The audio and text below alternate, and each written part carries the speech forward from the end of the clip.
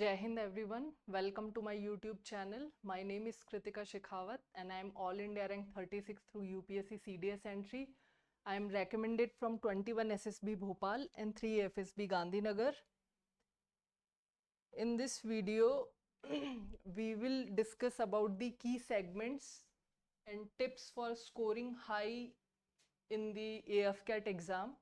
आप सभी को पता है आपका पेपर 9th 10th और 11th को अगस्त को होने वाला है AFCAT 2024 वाला। तो कुछ पॉइंट्स हैं जो मैं यहाँ डिस्कस करूँगी। सिलेबस मोस्टली सबको पता होता है कि क्या आता है, बट आपको क्या पढ़ना है थोड़ा हम वो देखेंगे।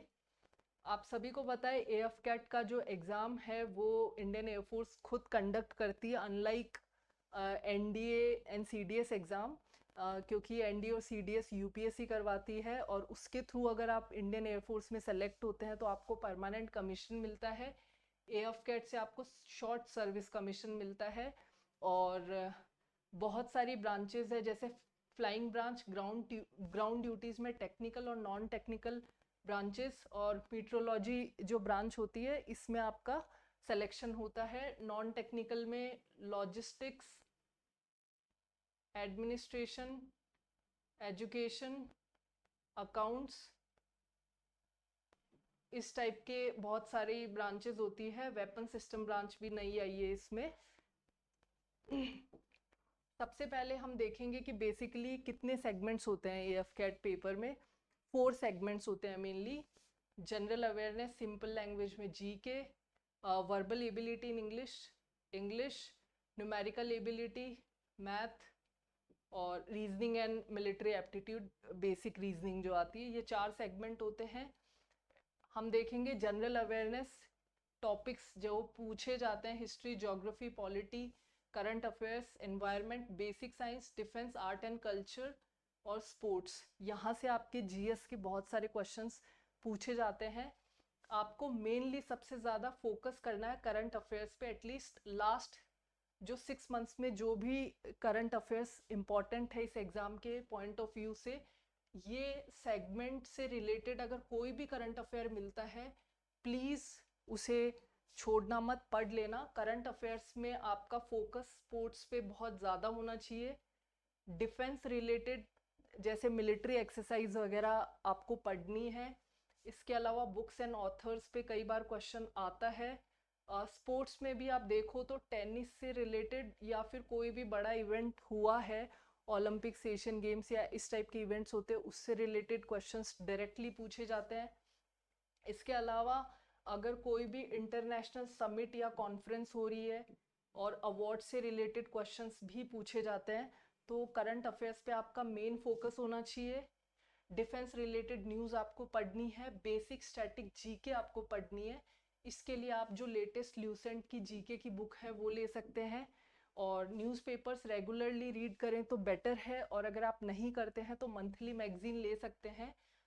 मंथली मैगजीन कोई भी एक उठा के आप पढ़ सकते हैं, क्योंकि उसमें करंट अफेयर्स के साथ साथ जैसे सपोज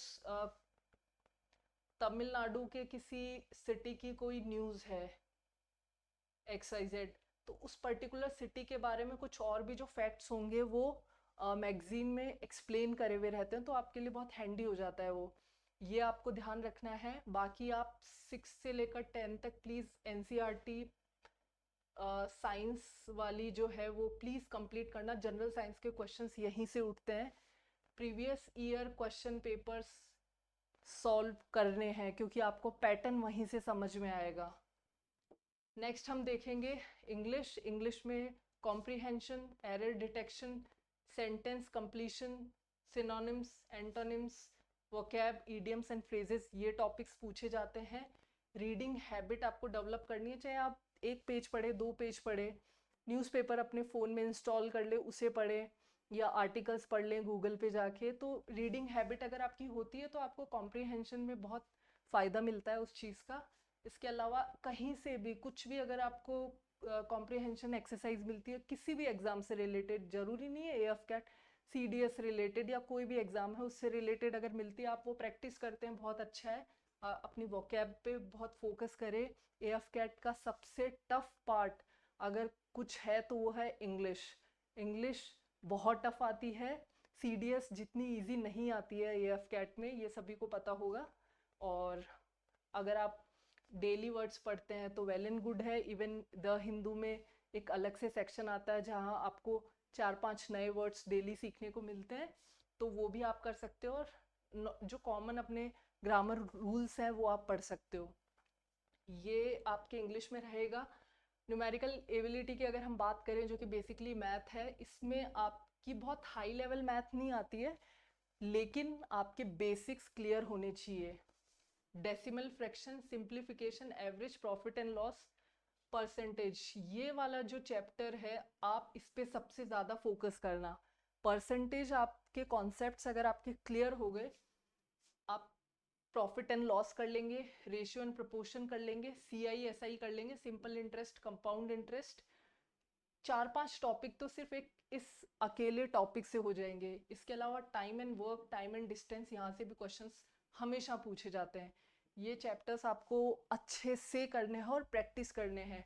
अगर सपोज रेशियो एंड परसेंटेज है, इसमें 10 टाइप्स है, तो आप पहले सबका एक एक टाइप समझो, उसके बाद में हर टाइप के 10-10 प्रैक्टिस क्वेश्चंस करो, उन्हें ही रिपीट करो, क्योंकि वैल्यू चेंज हो जाता है, थोड़ा बहुत इधर उधर चेंज हो जाता है, तरीका वही होता है करने का। आपको बेसिकली प्रैक्टिस करनी है अरिथमेटिक ऑपरेशंस की, स्पीड और एक्यूरेसी पे फोकस करना है। प्रीवियस ईयर क्वेश्चंस अगेन आपके PYQs बहुत बहुत बहुत इंपॉर्टेंट है मैथ्स के लिए।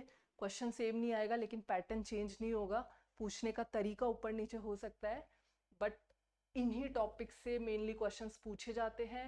मॉक टेस्ट लें, अपनी प्रॉब्लम सॉल्विंग स्पीड को आप मॉक टेस्ट दे के ही इम्प्रूव कर सकते हैं। Again practice and mock test and previous year questions, ये की है एएफ कैट एग्जाम की।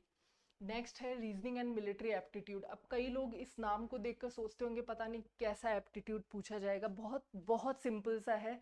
आप अगर आप नॉर्मल, आपको पजल्स में इंटरेस्ट है तो आप सॉल्व करते रहा करें, प्रैक्टिस, जहाँ से भी कुछ भी पजल्स मिले, रीजनिंग रिलेटेड क्वेश्चंस मिले, उन सबको सॉल्व करें। आपका डायरेक्शन सेंस टेस्ट होता है, इसमें DI आ जाता है, लॉजिकल रीजनिंग है, पैटर्न रिकग्निशन आता है, सीरीज कंप्लीशन आता है, coding, decoding, syllogisms, cubes, figure coding, ये सारे इसमें आते हैं। इसमें बेसिकली आपको different type of reasoning questions regularly solve करने पड़ते हैं। अगर आपको इन टॉपिक्स में से कुछ भी नहीं आता है, यूट्यूब पे जाइए, सर्च कीजिए, वीडियो देखिए, समझिए, सॉल्व कीजिए। सब कुछ, सारा कंटेंट यूट्यूब पे अवेलेबल है, आपको कहीं इधर उधर जाने की ज़रूरत नहीं है। सारे क्वेश्चंस, सारे जितने भी चैप्टर्स हैं, सब टॉपिक वाइज आपको मिल जाएंगे।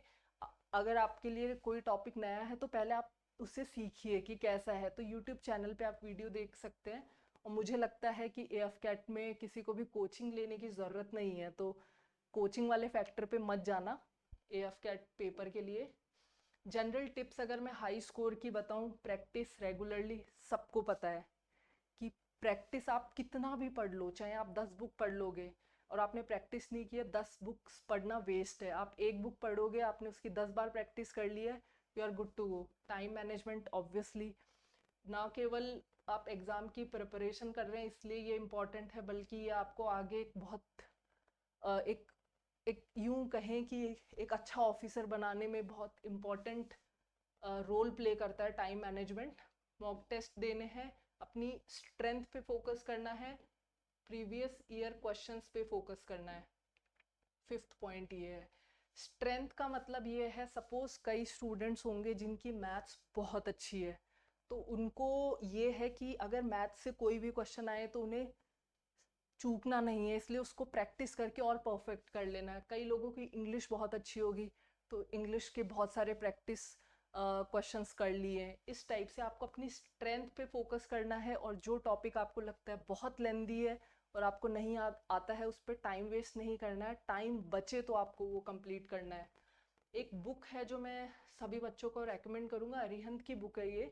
इसमें प्रीवियस ईयर के पेपर्स भी है, प्रैक्टिस सेट भी आपको मिल जाएंगे। बेसिकली एएफ कैट का बहुत सारा कंटेंट अवेलेबल नहीं है, और जो अवेलेबल है वो इररेलेवेंट है, तो आप ये बुक से एक बार प्रीवियस ईयर पेपर्स देख लेंगे तो आपको आइडिया लग जाएगा कि मिलिट्री एप्टीट्यूड और रीजनिंग में किस टाइप के क्वेश्चंस फ्रीक्वेंटली पूछे जा रहे हैं। उसके बाद में आप अपनी प्रैक्टिस कर सकते हैं। एनसीईआरटी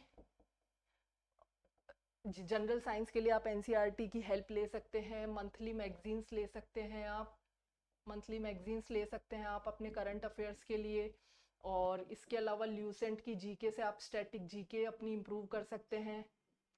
इंग्लिश और मैथ्स तो मैं आपको रेकमेंड करूँगी कि आप यूट्यूब पे जाके पर्टिकुलर हर टॉपिक सर्च करके वहाँ से अपनी प्रैक्टिस कर ले। उसके अलावा कोई भी एक जो भी आपको अच्छी समझ में आए वहाँ से आप मॉक टेस्ट ज्वाइन कर सकते हैं।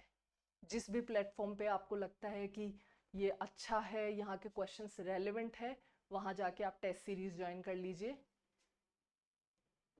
इस वीडियो में बस इतना ही। आपका एएफ कैट से या सीडीएस एग्जाम से रिलेटेड कोई भी डाउट हो तो आप कमेंट सेक्शन में लिख सकते हैं, और मैं ट्राई करूँगी कि मैं रिवर्ट करूँ टाइमली। और इसके अलावा प्लीज़ हमारे चैनल को लाइक और सब्सक्राइब कीजिए। जय हिंद।